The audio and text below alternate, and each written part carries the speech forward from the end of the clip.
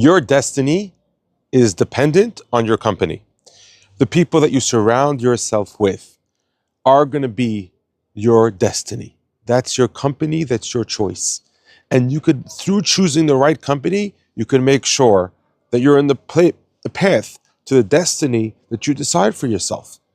Look at the people that you have and realize that that's going to be the direction you're going to be in. And this is something that David HaMelech realized was such an important part of serving God that he started off the Sefer Tehillim specifically with this concept.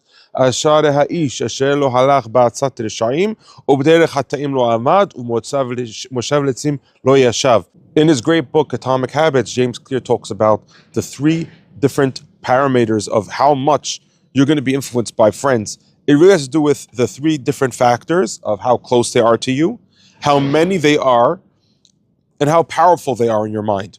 Those three factors, the close, the many, the powerful, will decide how much this will impact you in your decisions and which way you go moving forward.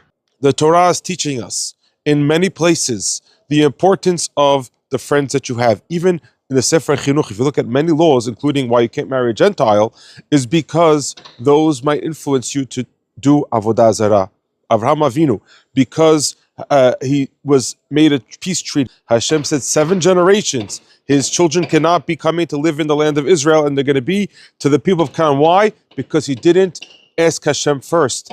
And Hashem says, you don't make peace treaties, you don't become with company with people that are not in line with what I want you to be in line with. We find also that Shlomo HaMelech, the smartest of men, you think that he wouldn't be influenced by having the wrong company, by marrying the daughter of Paro. But exactly the fact that he married the daughter of Paro is what caused the destruction of the Beit HaMikdash. At that moment, the angel Gabriel went into the Mediterranean Sea and stuck in the middle of it a reed which caused the boot of Italy and Rome to come and to be created.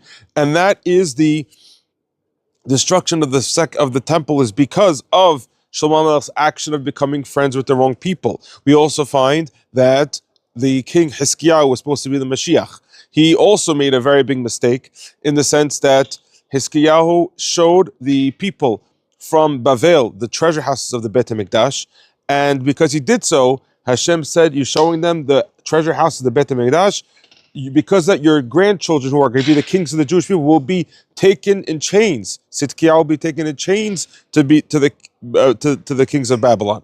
We also find that Yoshiyahu, also a potential Mashiach, was ridden with arrows throughout his body because he went to fight the war against the King Paro. Rabbis tell us since he didn't ask the prophets at the time, Eliyahu Navi and the other Yeshayahu, since he didn't ask those prophets at the time, that's the reason why he was going to be punished and he had to die the way he died. We also find that Hiskiyahu, because he didn't ask the prophets in his days also the right thing to do, he also was punished. So according to who we connect ourselves to, that's how we're going to be impacted. You think about a person who says, listen, I'm on such a high level, so I don't have to worry, I'm not going to get impacted. But Avraham Avinu, he was already the Kirv master of the world. He had so many people that he was Mekarev. And still Hashem says to him, you know what? You're going to be influenced by the people in Haran. Get away. And the fact that he was such a high level at the time, that he was already a person who walked through fire by the Ur Kasdim challenge of Nimrod. He was already a person who had all types of miraculous stories happening to him, but still, you could get influenced by the people you're around. He had influence by Lot, and he couldn't get prophecy when Lot was around him. So we sometimes want to understand, how do we maximize our capabilities? Well, if you go to sleep on time, you'll get up with a better energy in the morning. And sometimes we don't go to sleep on time because we have friends who are living up, giving us over high energy at night times, which cause us as if it's still the daytime, and we don't sleep well at nighttime. If you have friends who are going to sleep on time, and you have friends who are waking up on time, most chances are you're going to have the same energy in the morning as those high energy people who are able to get up to Shachrit and pray on fire. It's just a question of choosing who you want to associate yourself with. This is the same thing true with everything in life. Choose your friends, choose your destiny.